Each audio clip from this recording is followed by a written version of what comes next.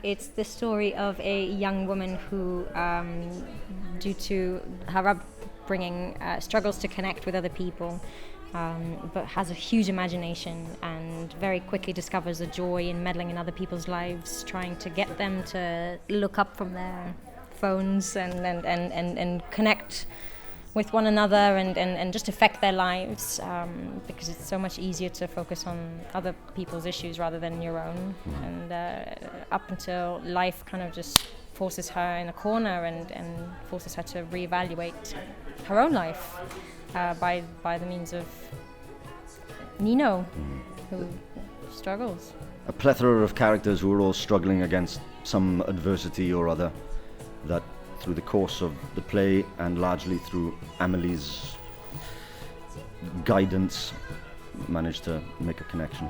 We've seen a couple of beautiful moments. We were in Southampton last week, but all over the country we've seen a demographic of young people who turn up to the show and are quite moved by the heroine's journey.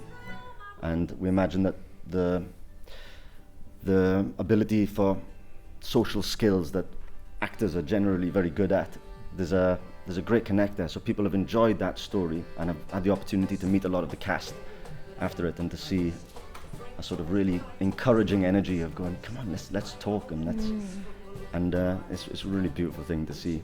Yes, it's amazing. Just having a different reaction from the audience allows you to see the show from a different perspective, and also because we have been working on this show for almost 7 months, including the rehearsal process, you go through waves of understanding the story differently and connecting with it in different ways. We're constantly sort of trying to up our games musically and trying to improve different parts, and that's an ever-changing thing.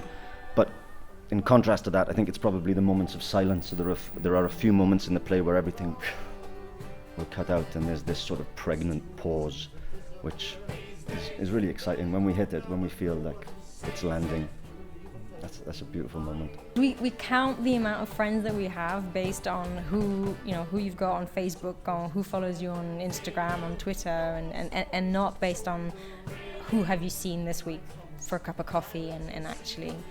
And there was this friend of mine the other day who was just saying that she used to love commuting, and she'd realised her phone was broken or that it was out of battery, and so she just ended up looking out at the window, and she'd realised that she hadn't done that in so long because she'd spent all of her commuting time on her phone looking at the news or whatever, or listening to music. You lose perspective of life with this technology that is all around us nowadays. And so I think that even though Amélie's story takes place a little bit earlier in time, so before mobile phones were present, I think it still very much resonates in today's world.